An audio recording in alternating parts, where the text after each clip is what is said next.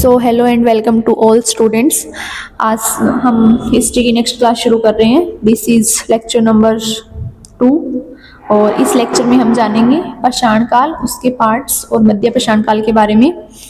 तो इस क्लास में आपके सारे डाउट लगभग क्लियर हो जाएंगे और अगर कोई क्वेश्चन पूछना हो तो कमेंट्स में बता देना। इस क्लास को पूरा देखना क्योंकि आपको इसमें ढेर सारे क्वेश्चंस देखने को मिलेंगे, बहुत कुछ कवर हो रहा होगा। तो आइए जानते हैं सबसे पहले जीवन की चतुर्थक अवस्था के बारे में। जीवन की चतुर्थक अवस्था क्या है? जिस टाइम में हम, जिस अवस्था में, जिस स्टेज में आज हम जी रहे हैं उसको हम जीवन की चतुर्थक अवस्था कहते हैं। मतलब वह वर्तमान भूवैज्ञानिक युग है जिसमें हम वर्तमान में रह रहे हैं। ओके, मानव जाति की ये स्टेज जिसमें आज हम हैं उसको जीवन की चतुर्थक अवस्था कहते हैं।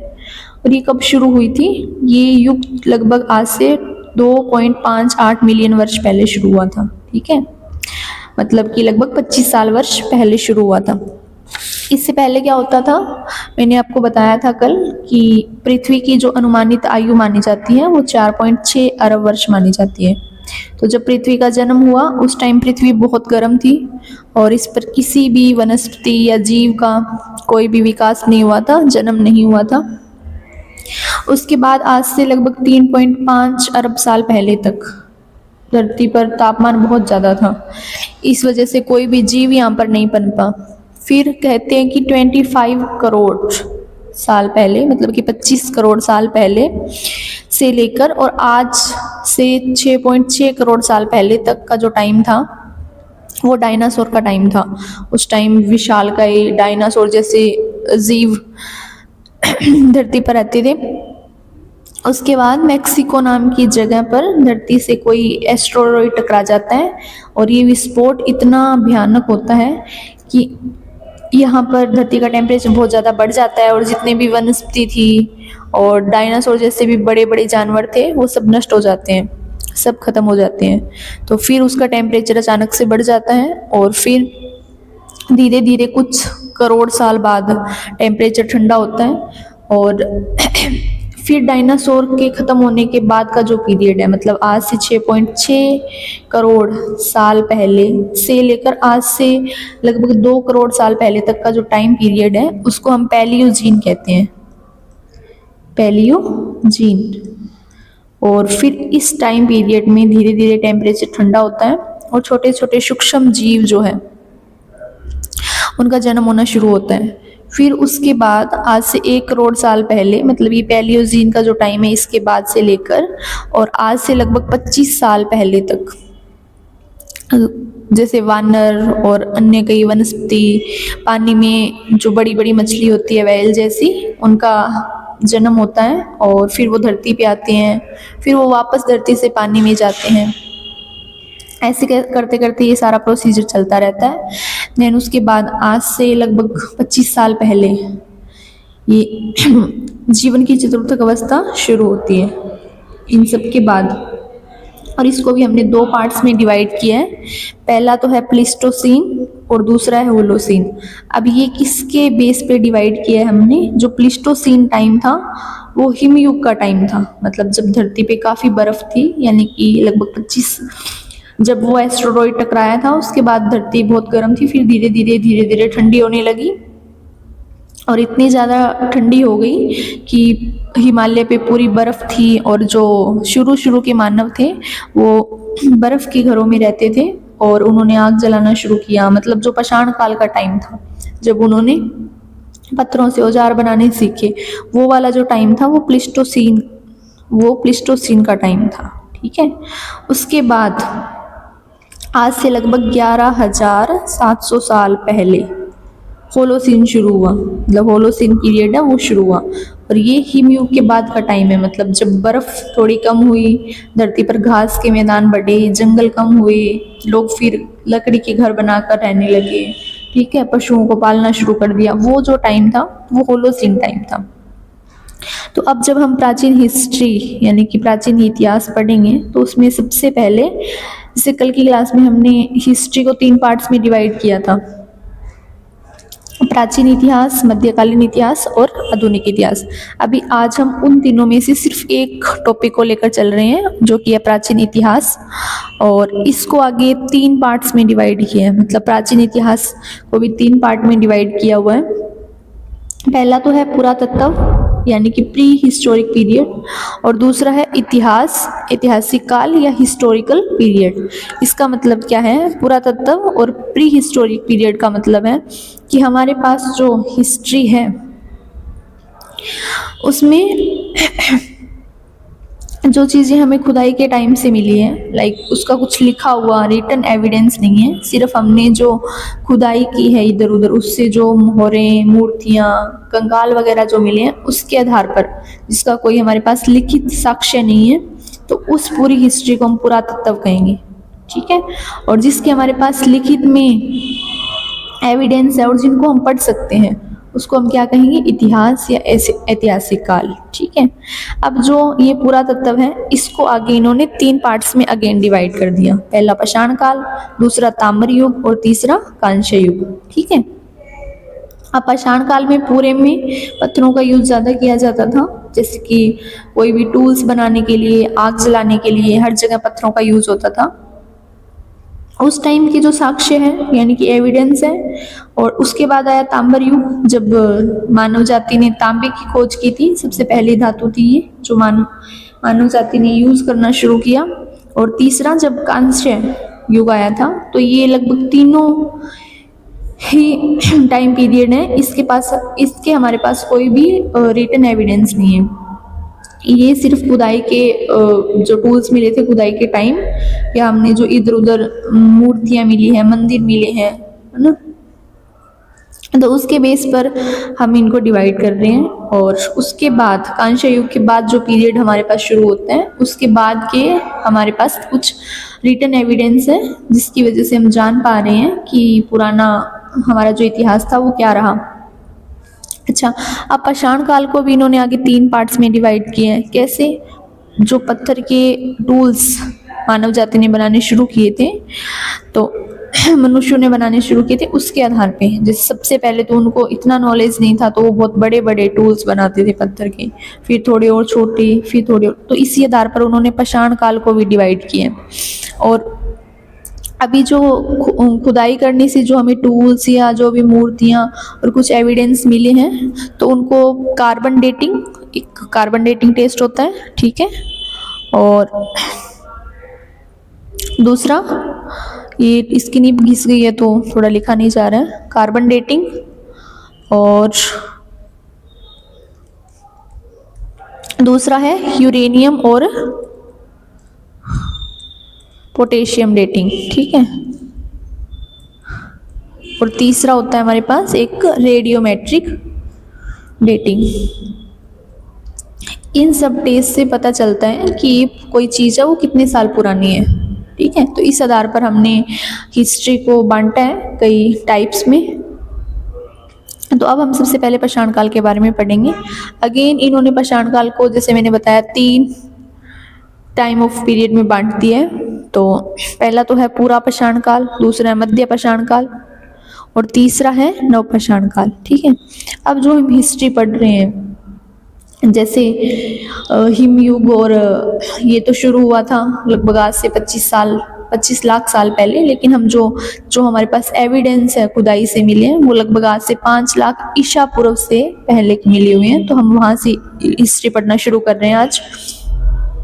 अभी ईसा पूर्व मैंने आपको लास्ट लेक्चर में बताया था कि जो हिस्ट्री में ईसा पूर्व और ईस्वी, ये सब ईसा मसीह के जन्म को सेंटर मानकर डिसाइड किया गया है। तो 5 लाख ईसा पूर्व से पहले मतलब है ईसा मसीह के जन्म से 5 लाख साल पहले से लेके आज से 10,000 साल पहले तक का जो टाइम पीरियड था उसको हम पूरा पाषाण काल बोलेंगे। ठीक है।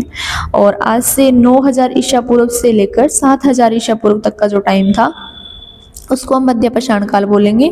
और 7,000 से 1,000 ईसा पूर्व यानी कि ईसा मसीह के जन्म से 1,000 साल पहले तक का जो टाइम था उसको नव पाषाण काल बोलेंगे। ठीक है। उसके बाद पूरा पाषाण काल को भी इन्होंने अगेन 3 पार्ट्स में डिवाइड कर दिया, पूर्व, मध्य और उत्तर। ठीक है, अब कंफ्यूज नहीं होना है। सबसे पहले हमने हिस्ट्री को 3 पार्ट्स में डिवाइड किया, प्राचीन, मध्य और आधुनिक। ठीक है, उसके बाद हमने प्राचीन को 2 में डिवाइड किया, जिसके हमारे पास लिखित एविडेंस नहीं है और जिसके हमारे पास लिखित एविडेंस है, उन दोनों में। लिखित जिसके पास एविडेंस नहीं उनको हम पुरातत्व या प्री हिस्टोरिक पीरियड कहते हैं, और जिनके हमारे पास है लिखित एविडेंस उसको हम इतिहास कहते हैं। अगेन हमने लिखित को 3 पार्ट्स में डिवाइड किया, पाषाण काल, नवपाषाण काल और कांस्य युग। उसके बाद हमने पाषाण काल को 3 पार्ट्स में डिवाइड किया, पूरा पाषाण, मध्य और नवपाषाण काल। अगेन हमने पूरा को 3 पार्ट्स में डिवाइड किया, क्योंकि जो हमारे पास एविडेंस है उनका जब हमने ये डेटिंग करके पता लगाया तो उनके अलग अलग टाइम पीरियड्स हमें मिले, तो उसी के अकॉर्डिंग हमने पूरा पाषाण काल को भी अलग अलग पार्ट्स में डिवाइड कर दिया। तो सबसे पहले हम पूरा पाषाण काल को पढ़ेंगे, ठीक है, और पूरा पाषाण काल के पहले पार्ट को पढ़ेंगे, पूर्व पूरा पाषाण काल। ठीक है, पूर्व पूरा, इसका टाइम पीरियड आप याद रखना कि हिस्ट्री में 5 लाख ईसा पूर्व से शुरू होकर, ठीक है, और जो पूरा पाषाण काल है, मतलब कंप्लीट पाषाण काल का जो पीरियड है, पीलियोलिथिक जो पूरी एज है वो 10,000 ईसा पूर्व तक है।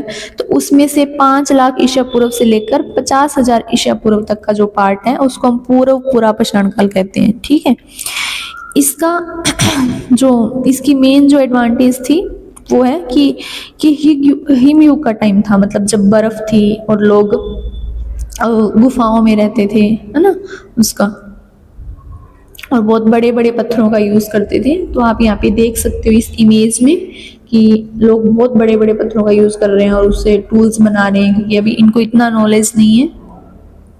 और इसकी जो दूसरी एडवांटेज थी वो ये थी कि इसमें जो टूल्स थे वो क्वार्टाइज पत्थर के बने होते थे, ये भी मेन पॉइंट है, याद रखना।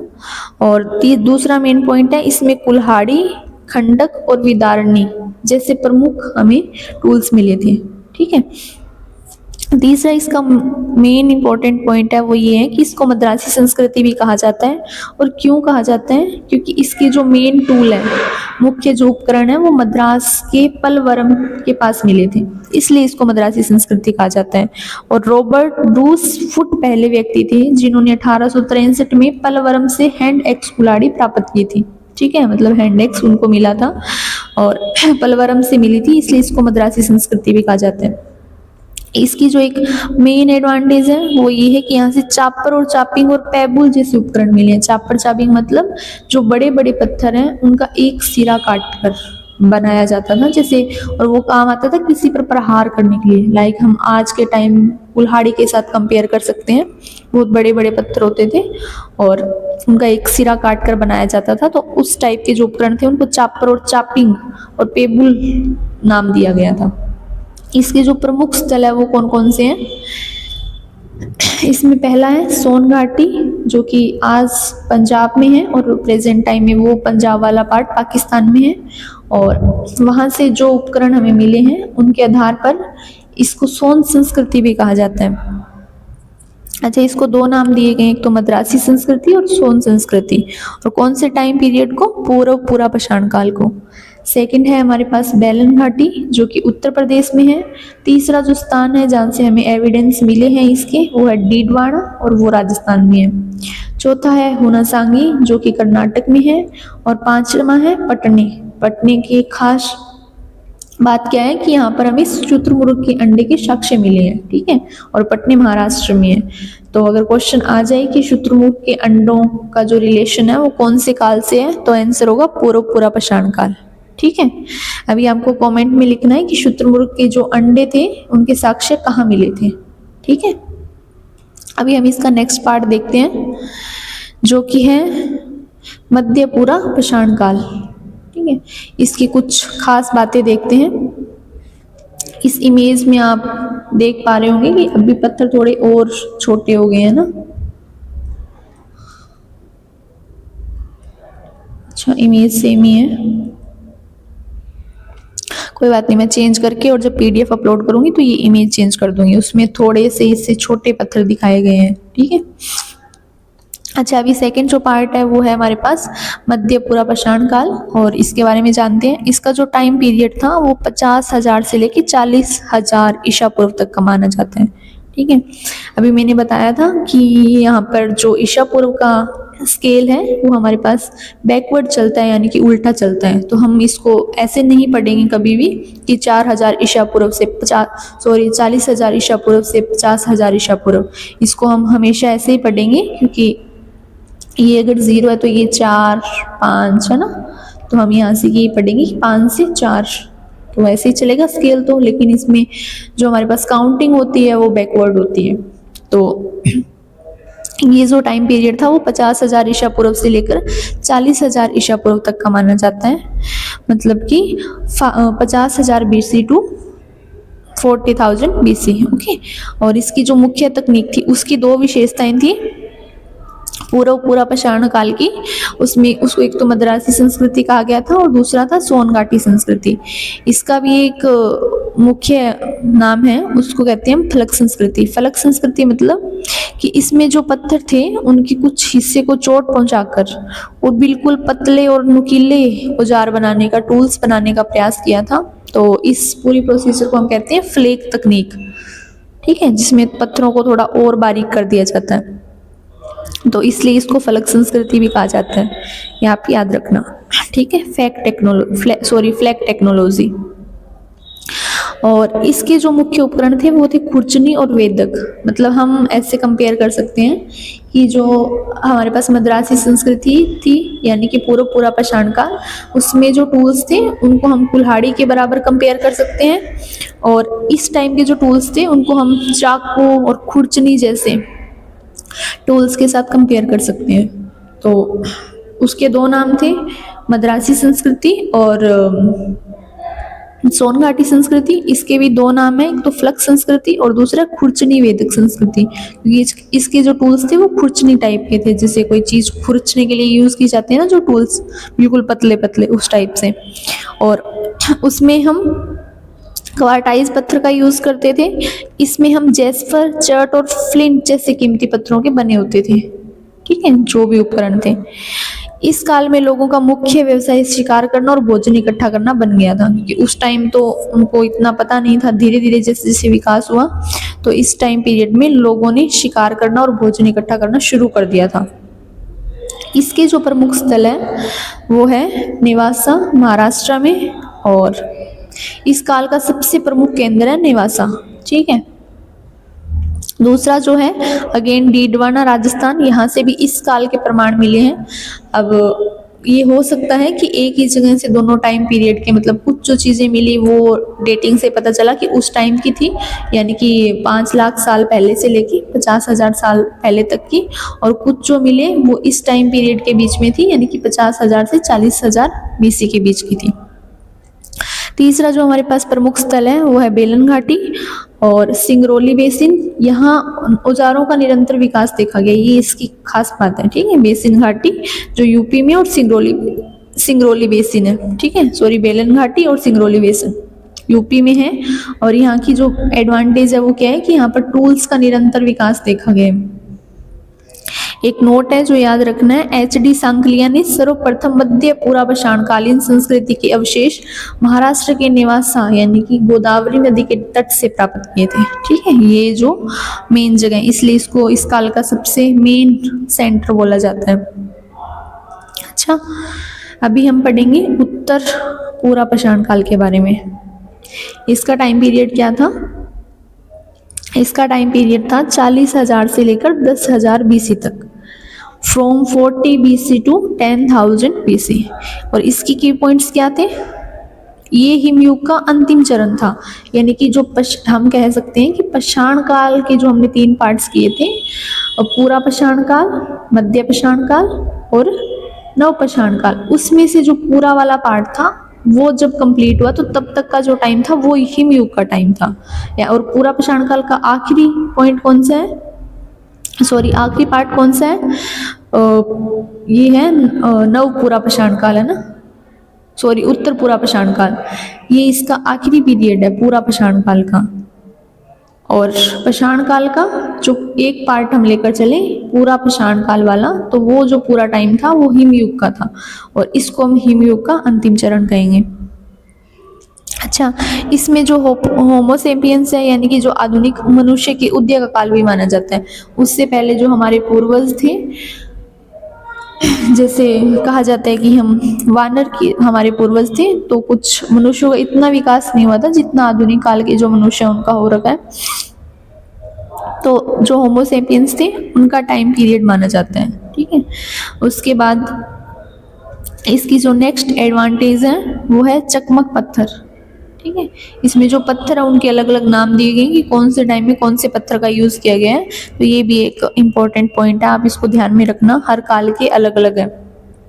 इसमें जो तकनीक और उपकरण थे वो कौन कौन से थे, इसमें जो टूल्स है वो और ज़्यादा पतले हो गए थे, ठीक है, और ज़्यादा धारदार हो गए थे। तो इसमें मेन रूप से ब्लेड को, जैसे लाइक हम आज के टाइम की जो ब्लेड हैं उनके साथ कंपेयर कर सकते हैं, ये और ज़्यादा पतले उन्होंने पत्थरों से बनाए थे। अच्छा, इस काल की एक अन्य प्रमुख विशेषता ये थी कि हमें कुछ हड्डी से बने हुए उपकरण भी मिले थे, ठीक है। तो हमें यहाँ से ये भी पता चल जाता है कि उस टाइम के जो लोग थे उनको हड्डियों से भी टूल्स बनाने का तरीका आ गया था, मतलब धीरे धीरे उनमें समझ विकसित हो रही थी। अच्छा, इस टाइम की जो कला और संस्कृति है यहाँ से शुरू हो गया था, थोड़ा आर्ट और उसका आर्ट और कल्चर का थोड़ा टाइम मतलब शुरू हो गया था। कुछ उन्होंने डिज़ाइन, और जैसे कि ये इसमें यहाँ पे कुछ गुफा टाइप है और यहाँ पर कुछ पेंटिंग्स ड्रॉ कर रहे हैं, आग जलाना सीख लिया था, और यहाँ पर जो ये टूल्स दिख रहे हैं ये और ज़्यादा पतले हो गए थे, यहाँ पर ब्लेड टाइप के कुछ, ठीक है। तो हमें ये ध्यान में रखना है। और अभी इसके मुख्य स्थल देखेंगे हम। पहले हम ये देखते हैं कि जो कला और संस्कृति इसके प्रमाण हमें कहाँ कहाँ से मिले हैं। तो पहला जो प्रमाण है वो हमें भीमबेटका, जो कि अभी प्रेजेंट टाइम में मध्य प्रदेश में है, इसकी गुफाओं से इस काल की चित्रकला का प्रारंभ माना जाता है। ये कुछ इस इमेज से याद रखना, ठीक है। दूसरा है उत्तर प्रदेश की बेलन घाटी और लोधा नाला है, वहां से इस काल की जो अस्थि निर्मित मातृ देवी की मूर्ति प्राप्त हुई है, मतलब एक मातृ देवी की मूर्ति मिली है जो अस्थि से निर्मित थी। तो ये दो इसके मेन पॉइंट्स हैं, मतलब इस टाइम ऑफ पीरियड में कुछ आर्ट की भी समझ होने लग गई थी और लोग पेंटिंग जैसी चीज़ें बनाने लग गए थे दीवारों पर और गुफाओं पर। इसके जो मेजर साइट्स हैं, मतलब कि प्रमुख स्थल है, वो कौन कौन से हैं, अगेन बेलन घाटी यानी कि यूपी में है जो, और यहाँ से उच्च पूरा पाषाण काल के उत्तर है यहाँ पर, उत्तर जो पूरा पाषाण काल है उसके कुछ एविडेंस मिले हैं। दूसरा हमें भीमबेटका जो एमपी में है अभी, वो शेल चित्रों के लिए प्रसिद्ध है, जैसा कि मैंने दिखाया कि यहाँ पर पेंटिंग्स बनाई जा रही हैं, और इसी टाइम पीरियड से पेंटिंग वाला कल्चर शुरू हुआ था। दूसरा है इनाम गांव जो कि महाराष्ट्र में है, रेनीगुंटा आंध्र प्रदेश में, इनाम गांव है महाराष्ट्र में। ये दो इम्पोर्टेंट साइट्स है इसकी। दूसरा है बुड्ढा पुष्कर जो कि राजस्थान में है, और यहाँ से भी हमें कुछ एविडेंस मिले हैं जो इस काल से रिलेटेड है। अगेन जो पाषाण काल का सेकेंड पार्ट है यानी कि मध्य पाषाण काल, अब हम उसके बारे में पढ़ रहे हैं, और इसका टाइम पीरियड क्या था, ये था 9000 ईसा पूर्व से लेकर 7000 ईसा पूर्व तक का जो टाइम पीरियड था उसको मध्य पाषाण काल बोला जाता है। और इस काल के जो मानव थे वो शिकारी भी थे और चरवाहे भी थे। चरवाहे क्यों थे, क्योंकि उन्होंने पशुओं को पालना शुरू कर दिया था उस टाइम तक, तो ऑब्वियस सी बात है कि वो उनको चराने भी जाएंगे। और सबसे इम्पोर्टेंट, मानव ने सबसे पहले कुत्ते को अपना पालतू पशु बनाया था, तो इसीलिए कहा जाता है कि कुत्ता सबसे वफादार भी है, क्योंकि सबसे पहले उन्होंने उसी को तो पालतू बनाया था। अच्छा, अभी जो इसके टूल्स थे, अभी जो पत्थर के टूल्स थे उनके बेसिस पे तो इन जितने भी टाइम पीरियड उनको हमने अलग अलग डिवाइड किए हैं, तो मेन तो सब में टूल ही याद रखने हैं, ठीक है। इस टाइम के जो टूल्स थे उसमें बहुत ही छोटे पत्थरों का यूज किया गया था, इसलिए इसको लघु पाषाण काल भी कहते हैं या माइक्रोलिथ भी कहते हैं, ठीक है। अच्छा, ये जो औजार थे वो मुख्य रूप से चैलसीडोनी जैसे पत्थरों से फ्लूटिंग तकनीक द्वारा बनाए जाते थे। ये फ्लूटिंग, फ्लैग, मद्रासी संस्कृति, सोहन संस्कृति, ये सारे मेन मेन की वर्ड्स है, ये याद रखना ताकि आपके इर्द गिर्द की चीजें अपने आप याद रहेगी फिर। अच्छा, अभी आप कमेंट्स में जो बताओगे वो सेकंड क्वेश्चन ये है कि फ्लूटिंग तकनीक से जो उपकरण बनाए जाते थे वो कौन से टाइम पीरियड में बनाए जाते थे।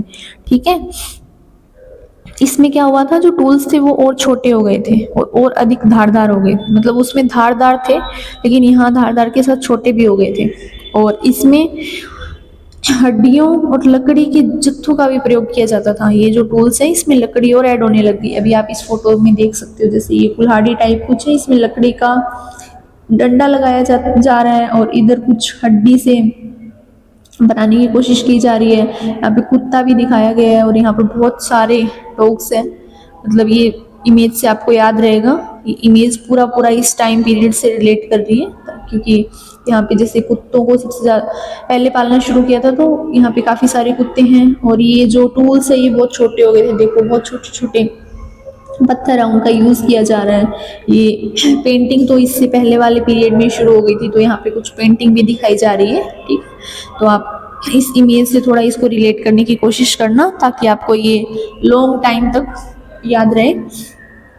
अच्छा, इसकी जो कुछ एडवांटेज और भी है वो क्या क्या है, भारत में मानव अस्थि पंजर का सर्वप्रथम अवशेष प्रतापगढ़ जो कि उत्तर प्रदेश में है, किसराय, नाहरराय और महदका से प्राप्त हुआ है। ठीक है, मतलब अस्थि पंजर का, जिससे कंकाल टाइप हम कह सकते हैं, तो ऐसा कुछ हमें इस टाइम पीरियड से का ये प्रतापगढ़ से प्राप्त हुआ है। ठीक है, और एक ये सराय, नाहरराय और महदा से। दूसरा लेखिया जो उत्तर प्रदेश में है, वहां से भी हमें सबसे ज्यादा मानव के कंकाल मिले हैं इस टाइम पीरियड के। तीसरी दमदमा, ये भी उत्तर प्रदेश में है और इसकी खास बात क्या है कि एक ही कबर में 3 मानव कंकाल एक साथ दफन मिले हैं। ये इसकी विशेषता है इस टाइम पीरियड की, इसको याद रखना। अच्छा, अभी फिर हम मेजर साइट्स पढ़ेंगे इसकी, जो इम्पोर्टेंट साइट थी और उसमें क्या क्या हमें कहाँ कहाँ से मिला है ये याद रखना। अगेन इसमें है बागोर जो कि राजस्थान से है और ये भारत का सबसे बड़ा मध्य पाषाण काल स्थल है। ये इसकी मेन एडवांटेज, इसको याद रखना। और यहाँ से हमें क्या मिला है, पशुपालन के प्राचीनतम साक्ष्य मिले हैं कि इसमें पशुओं को पालना शुरू कर दिया गया था और जो पहला जानवर था वो कुत्ता था। अगेन दूसरी जो साइट है वो है आदमगढ़ मध्य प्रदेश, यहाँ से भी हमें पशुपालन के प्रारंभिक साक्ष्य मिले हैं। ठीक है। तीसरी भीमबेटका, यहाँ की गुफाओं से मध्य पाषाण काल के उपकरण और चित्रकला मिली है। ठीक है, जो अभी इस इमेज में जो बना रहे थे ना, ये देखो, मान लो कि भीमबेटका की गुफा है और यहाँ पे और अगेन दमदमा जो यूपी में है, यहाँ एक ही कब्र में 3 मानव कंकाल एक साथ दफन मिले हैं, जो मैंने यहाँ पे बताया था।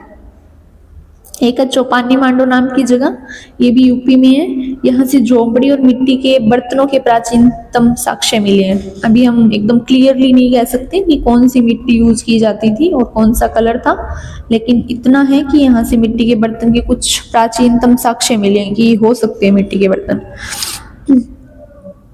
अगेन है हमारे पास लंगनाज जो कि गुजरात में है और यहाँ से हमें सूक्ष्म पाषाण उपकरणों के साथ साथ मानव कंकाल भी मिले हैं। तो हर एक साइट की कोई ना कोई एडवांटेज है, वो हमें याद रखनी है, जो हर साइट को अपने आप में अलग बनाती है। अच्छा, अगेन हम पढ़ रहे हैं तीसरा जो पार्ट्स है, ये पाषाण काल के पार्ट चल रहे हैं अभी। इसमें तीसरा और लास्ट पार्ट है वो है नव पाषाण काल। अच्छा, इसमें जो पाषाण काल के 3 पार्ट्स थे, उसमें से जो पहला पार्ट था सिर्फ पूरा पाषाण काल, उसी को इन्होंने आगे 3 पार्ट्स में डिवाइड किए हैं। और लेकिन मध्य पाषाण काल और नव पाषाण काल है, इनका टाइम पीरियड बहुत कम है, इनको बहुत ज़्यादा डिवाइड नहीं किया गया, इनकी सिंगल फॉर्म है, तो हम वही पढ़ रहे हैं। अभी हम देखते हैं नव पाषाण काल के बारे में। अच्छा, इसका जो टाइम पीरियड था वो था 7000 ईसा पूर्व से लेकर 1000 ईसा पूर्व, मतलब लगभग ईसा मसीह के जन्म से 1000 साल पहले तक पाषाण काल हमारे पास चल रहा था। ठीक है। अच्छा, इसमें थोड़ा बहुत जो टाइम का है वो इधर उधर कोलैप भी हो सकते हैं, क्योंकि ऐसे भी हैं कि जैसे फॉर एग्जाम्पल कि हम अगर राजस्थान में हैं या फिर हम गुजरात में हैं, तो यहाँ पर जो हमें एक टाइम के, जैसे आज से 10,000 साल पहले जो टूल्स मिले हैं या फिर जो आर्ट और उस टाइम का जो कल्चर हमें पता चला है, उससे ये हो सकता है कि वो आज से 10,000 साल पहले का है। लेकिन वैसे ही कहीं और जगह पर उसी टाइम के लोग शायद थोड़ा और उन्होंने विकास कर लिया होगा, वो थोड़े और चीज़ों के बारे में जानने लग गए होंगे। तो हो सकता है वहाँ पे जो दूसरा, जैसे नवपाषाण काल के बारे में, शायद वहाँ पर तांबे की खोज पहले कर ली होगी लोगों ने, तो वहाँ पर जो तांबर युग है वो पहले शुरू हो गया होगा। तो थोड़ा बहुत टाइम का कॉलेब इधर उधर हो सकता है, लेकिन एग्जैक्ट यही है, तो आप ये याद रखना। अच्छा, नवपाषाण काल शब्द का जो यूज है सबसे पहले जॉन लूबक ने किया था। This is main point. And अच्छा, इसमें जो हमें बर्तन थे वो हमें इससे पहले वाले जो था टाइम पीरियड यानी कि मध्यपाषाण काल, उसमें कुछ अंदाजा था कि ये शायद मिट्टी के बर्तन हो सकते हैं इसमें, लेकिन हमने मिट्टी के बर्तन बनाने शुरू कर दिए थे। और यहाँ से जो हमें एविडेंस मिले उससे हम कह सकते हैं कि हाँ, मिट्टी के बर्तन बनाए जाने लग गए थे। अच्छा, अभी इसमें पॉलिश किए गए औजार मिले थे हमें, ठीक है, और मतलब जैसे पत्थर के जो औजार थे उन पर कुछ पॉलिश टाइप किया जाने लग गया था।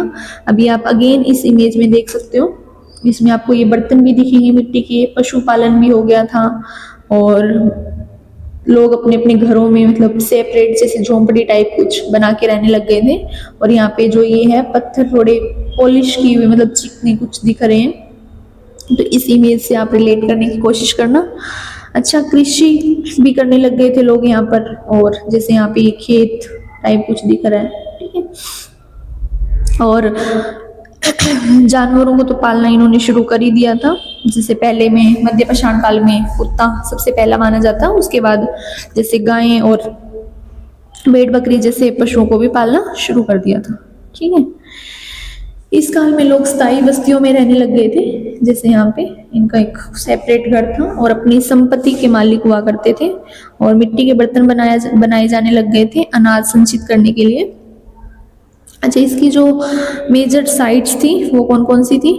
अभी मेहरगढ़ जो कि पाकिस्तान में है, और ये भारतीय उपमहाद्वीप का सबसे पुराना नवपाषाण स्थल है।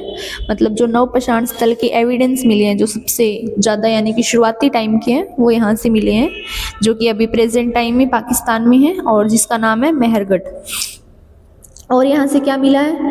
घरों के प्रमाण मिले हैं और गेहूं, जौ, कपास जैसी फसलों के एविडेंस भी मिले हैं कि उस टाइम के लोग ये फसलें उगाते होते थे।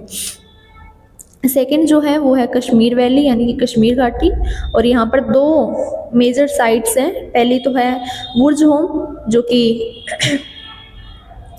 कश्मीर से श्रीनगर से लगभग 16 किलोमीटर पश्चिम में स्थित है। और यहाँ पे क्या क्या मिला हमें? लोग जो थे वो झील के किनारे गर्तवासों में रहते थे।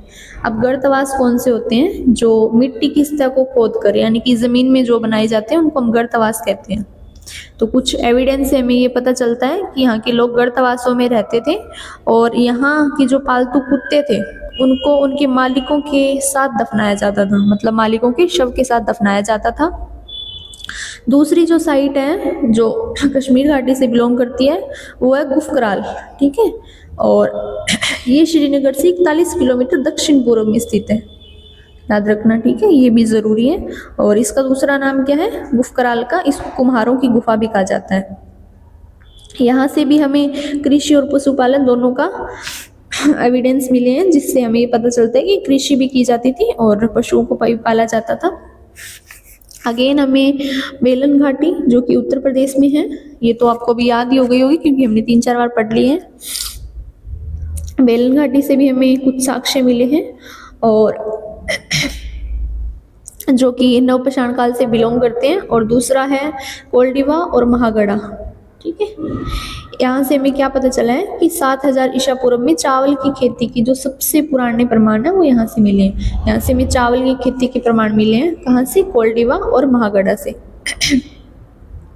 अभी जो पूर्वी और उत्तर पूर्वी भारत है, लाइक असम और ये जो मेघालय वगैरह है इस साइड से।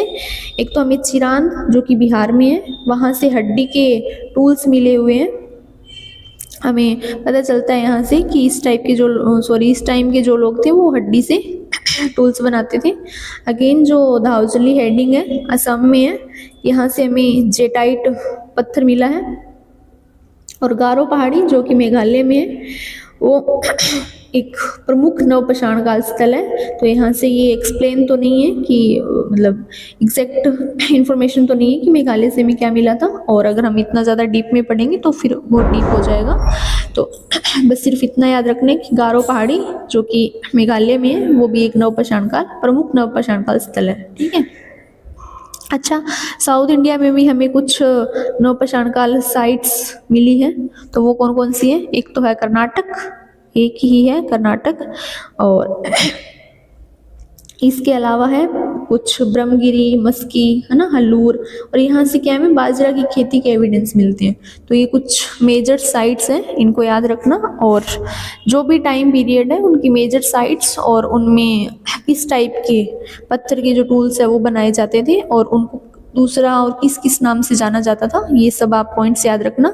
अगर आपको ये क्लास अच्छी लगी हो तो सेशन को लाइक कर देना और चैनल को सब्सक्राइब करके रखना, ताकि नेक्स्ट क्लास का नोटिफिकेशन है वो क्लास अपलोड होते ही आपको पता चल जाए। और अपने फ्रेंड्स के साथ शेयर करना जो कंपटीशन एग्ज़ाम की प्रिपरेशन कर रहे हैं, क्योंकि इसमें आपको कलरफुल इमेज और पीडीएफ और क्लास आपने देखी है, थोड़ा याद करना और समझना भी इंटरेस्टिंग लगता है और याद करना आसान रहता है थोड़ा लंबे टाइम के लिए। So thank you and stay happy and healthy, क्योंकि हेल्दी रहोगे तभी पढ़ पाओगे। So thank you so much.